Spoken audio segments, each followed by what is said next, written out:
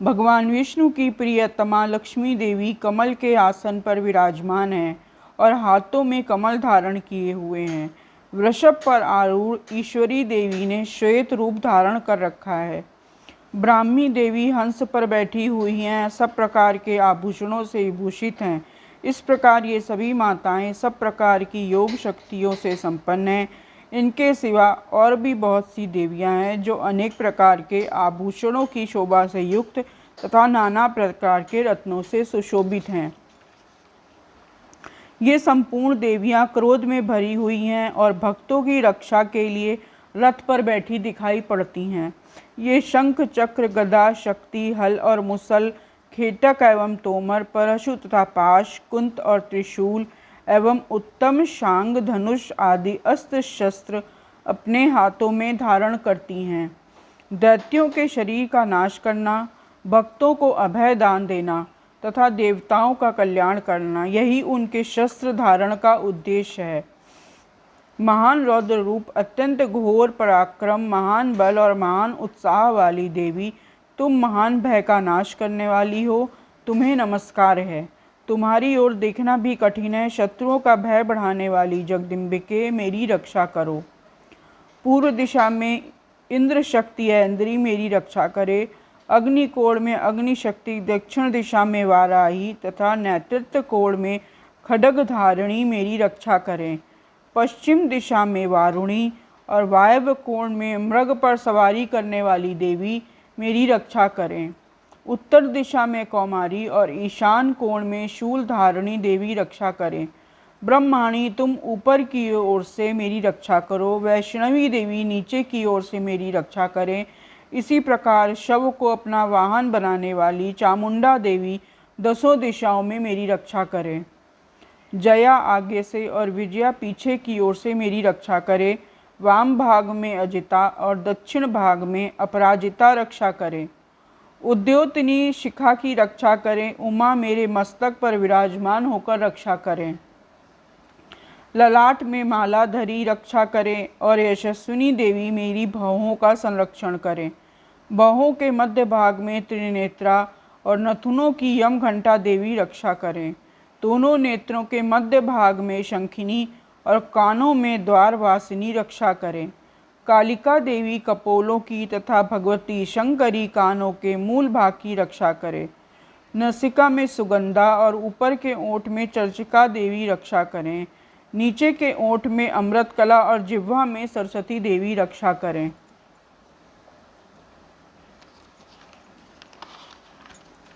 कौमारी दांतों की और चंडिका का कंठ प्रदेश की रक्षा करें। चित्र घंटा गले की, घंटी की और महामाया तालू में रहकर रक्षा करें। कामाक्षी ठोड़ी की और सर्वमंगला मेरी वाणी की रक्षा करें। भद्रकाली ग्रीवा में, धनुर्धनी पृष्ठवंश में रहकर रक्षा करें। कंठ में बाहरी भाग में नीलग्रीवा और कंठ की नली में नलकुबरी रक्षा करें। दोनों कंधों में खड्गनी और मेरी दोनों भुजाओं की वज्रधारणी रक्षा करें।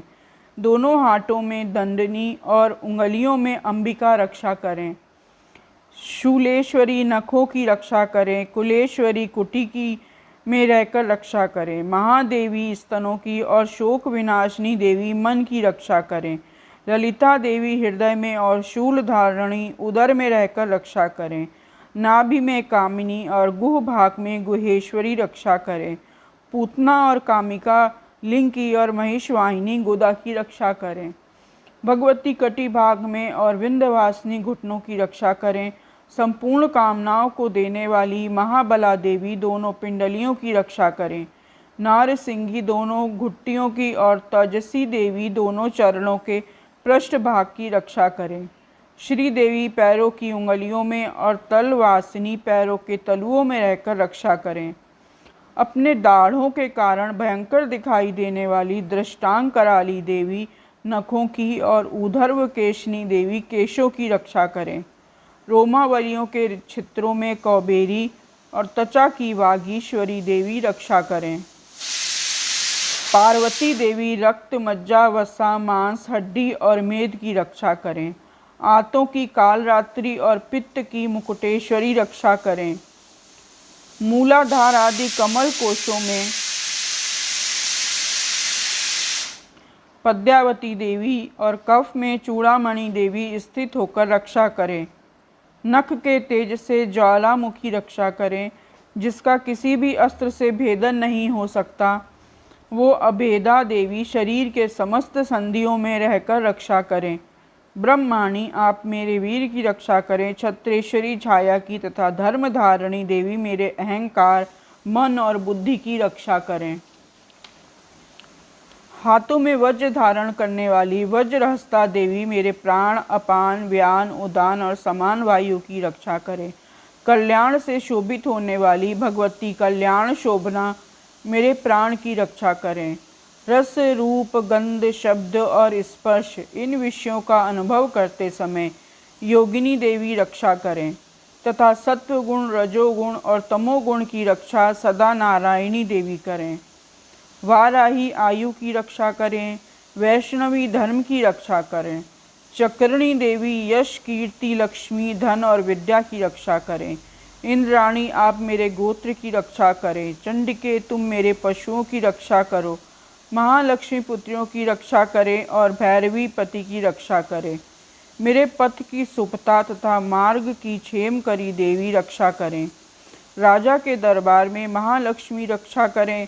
सब ओर से व्याप्त रहने वाली विजया देवी संपूर्ण भयों से मेरी रक्षा करे।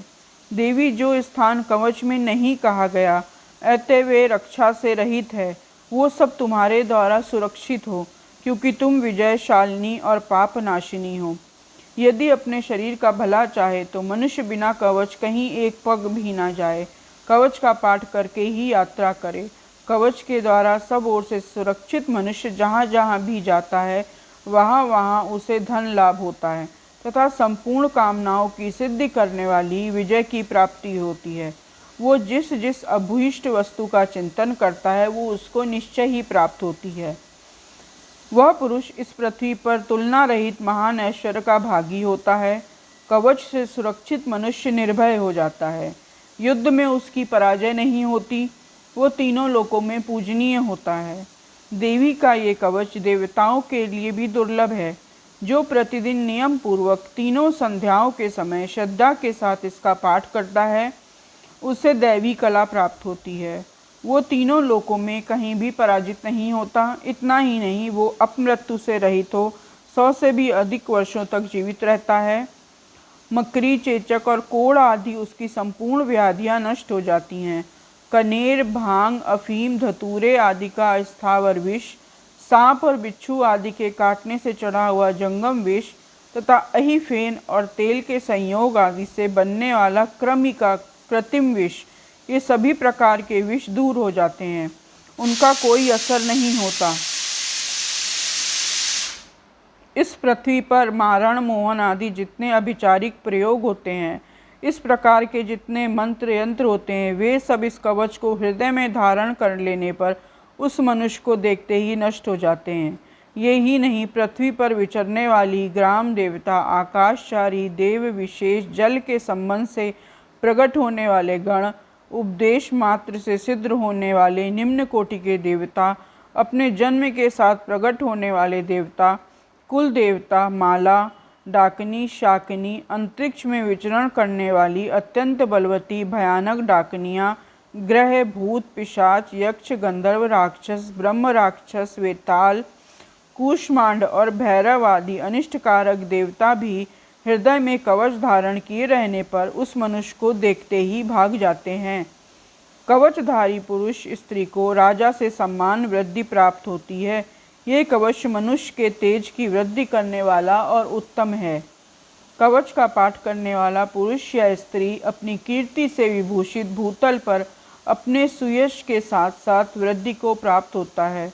जो पहले कवच का पाठ करके उसके बाद सप्तशती चंडी का पाठ करता है, वो जब तक वन, पर्वत और काननों सहित ये पृथ्वी टिकी रहती है तब तक यहाँ पुत्र, पौत्र आदि संतान परंपरा बनी रहती है। फिर देह का अंत होने पर वह पुरुष या स्त्री भगवती महामाया के प्रसाद से उस सुंदर नित्य परम पद को प्राप्त होता है जो देवताओं के लिए भी दुर्लभ है। ये सुंदर दिव्य रूप धारण करता है और कल्याण में शिव के साथ अनन का भागी होता है।